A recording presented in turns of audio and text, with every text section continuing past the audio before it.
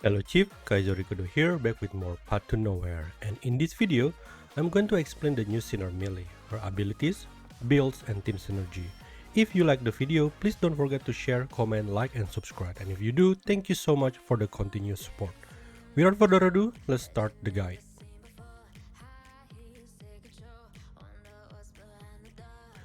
Melee is an S-class arcane tendency sinner who deals magic damage. Her characteristic is when she casts her ultimate, she will apply Honey Mark to a single enemy within the ultimate range, prioritizing the enemy with the highest max HP. Honey Mark has an indicator where a circle of honey will surround the body of the bearer. It's pretty obvious when the enemy is small, but when the enemy is big, Honey Mark is almost hidden, so be careful with that. There only can be one honey mark on the field. When the honey mark bearer dies, the mark is transferred, prioritizing the enemy with the highest max HP. Melee Mania Intensify is her damage plus 10% and another plus 10% against enemy with broken cores, hinting that one of her role is a damage dealer.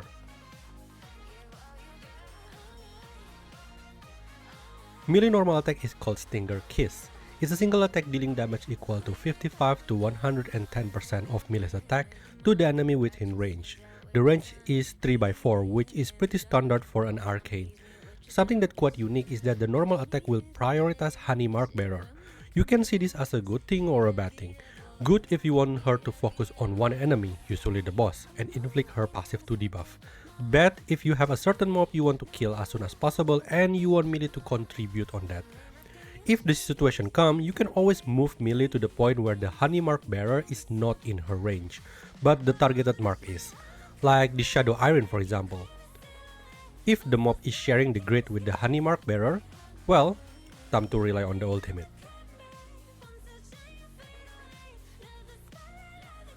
Melee ultimate is called Glaze Dance. It costs 25 energy. The ultimate is a 4-hit AoE attack dealing damage equal to 188 to 375% of melee's attack to all enemies within range.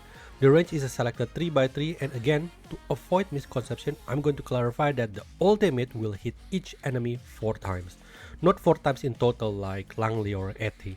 So it's a 1500% damage in total to all enemies, which makes this ultimate is really good to clear waves of enemy, like in main story or Remnant of the Dead. But keep in mind, this ultimate has a long animation because of the 4 hit, so if the enemy is out of range in the middle of the animation, you won't hit all 4 hits on them, so plan it carefully. When the final strike hit the Honey Mark Bearer, Melt will be triggered once for 12 seconds. So what is Melt?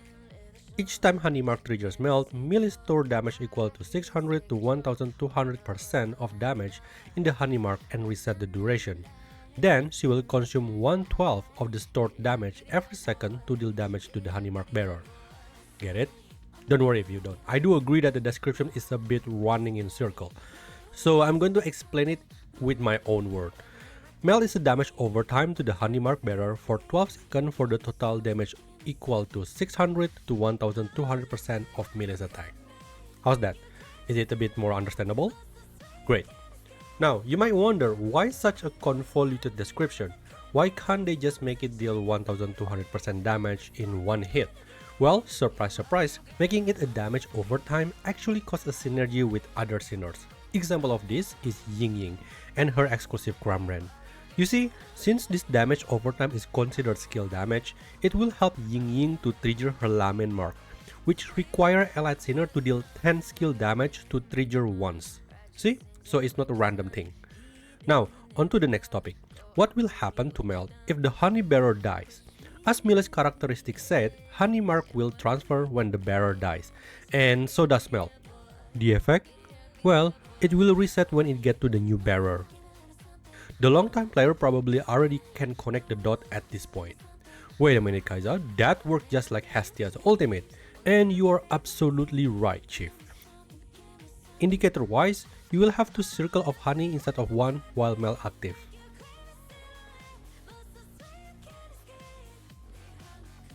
Passive 1 is called Bewitching Walls. When an Elite unit deals skill damage to a Honey Mark Bearer, melee deals damage equal to 50 to 100% of her attack to that enemy and grant an Elite Sinner Sweet Duet. This effect can be triggered 2 times per second. Sweet Duet is a buff which grants magic damage plus 1 to 2% and can be stacked 10 times, making it a full potential of magic damage plus 20%. This buff doesn't have a duration, it will last until the end of the battle. Sweet Duet prioritizes allied sinner with the highest attack who haven't reached the maximum stack, meaning eventually you will have all your sinner has maximum stack of Sweet Duet. Indicator wise, when the sinner has maximum stack of Sweet Duet, a circle of honey will surround them. Since it requires skill damage to trigger, sinner who deals skill damage even on their normal attack will highly synergize with this passive. Example of this? Well, you guessed it, it's Ying Ying again. Also Fatur Blue.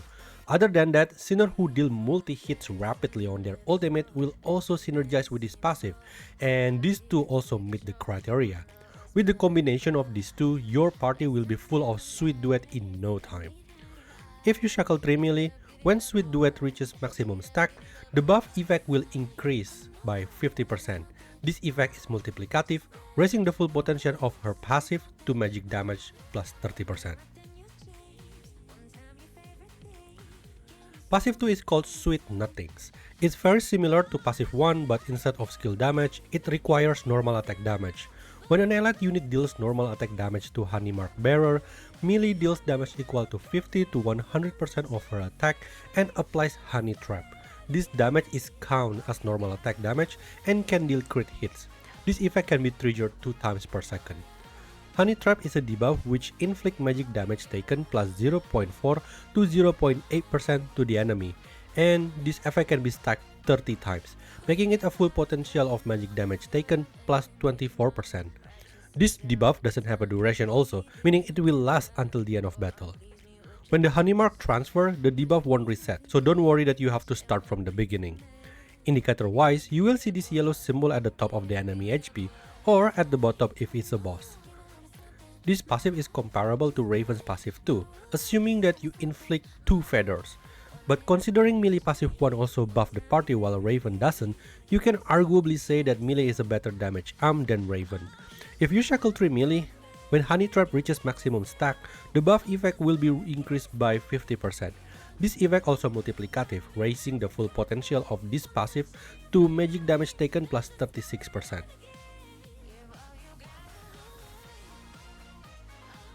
Melee exclusive Crimebrand is called Blood Honey. It's opened the access to a new exclusive ultimate called Liberation. Liberation is an AoE attack dealing damage equal to 250, 375 or 500% of melee's attack, while also deal 1 core damage to all enemies on the field. Honey Mark Bearer will receive additional core damage and trigger melt once.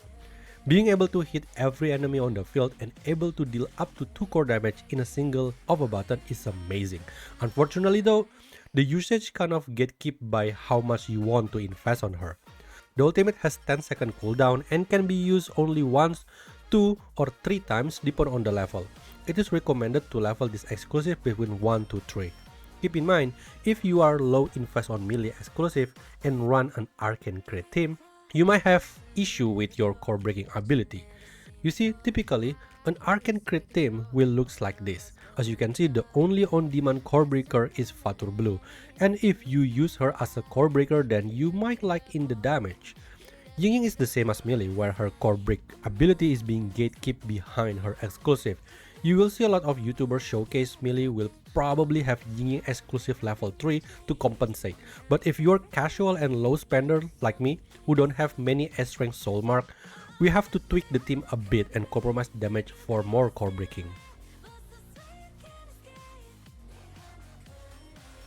When it comes to skill priority, first is ultimate. It has a really good wave clearing ability and melee don't need a specific team if her role is just to kill small fry. She is good on her own. Second is passive 1, is highly synergized with Ying Ying and Fatur Blue, which is a member of Arcane Crit team, one of the meta team. Having both in team will make everyone has maximum stack of sweet honey in no time. Third is passive 2, it has less synergy, but the good news is most sinner can deal normal attack damage. It's just that it's probably going to take some time to get to the maximum stack of 30, especially in a stage where there are mobs where sinner's normal attack can be distracted to attack them but not the bosses. Last but not least is the normal attack.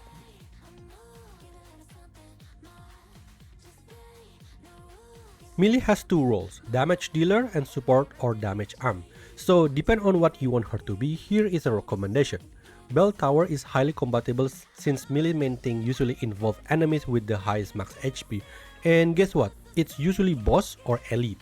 Just make sure you can finish the stage within 30 seconds. And then we have Tethered Soul if you run an arcane crit team with Yugu and 2 other arcane. Adjust the first slot according to your situation. Third is Asura for damage increase in more general situation with no team or time requirement. You only need to keep the shield by not let her get hit. If you run her as a support or damage arm, then Heartache is a possible choice also since she also can do core damage. In a short fight and low investment melee, this still could work, but in a longer fight and low investment melee, you might want to reconsider. Other option probably after Glow. Melee has 25 cost ultimate, so it confirmed that you would activate after Glow every of her ultimate assuming you didn't empower her. For beginner, your option is Tuning Zero and Providence or Syndicate Glory. Melee is fine as Shackle 0, but if you are interested, here are some notable Shackle. Her passive 1 is good if you want to increase her damage output. When passive 1 or passive 2 is triggered, the other passive will also be triggered. This additional use is not restrained by the maximum use limit of the passive, which is, if you remember, passive 1 and 2 can be activated 2 times per second. With this Shackle, you can activate more than 2 times per second. It makes me think, will this cause an infinite loop? I don't have a way to try it, but I guess the 0.5 second cooldown will prevent it. Shackle 3 I have explained, it raised the maximum potential of the buff and debuff from Melee's passive to 30% when it reaches maximum stack. The other Shackle is attack increase for more damage output from her and initial energy plus 15, so you can use ultimate faster and inflict honey mark as soon as the fight starts. With that, the video is over. Hopefully it helps you to understand the Sinner better and utilize their abilities to her full potential. I will see you on the next Sinner video, or if you're interested, come join me on stream where we can react and discuss the ongoing event. Until then, please take care and bye bye.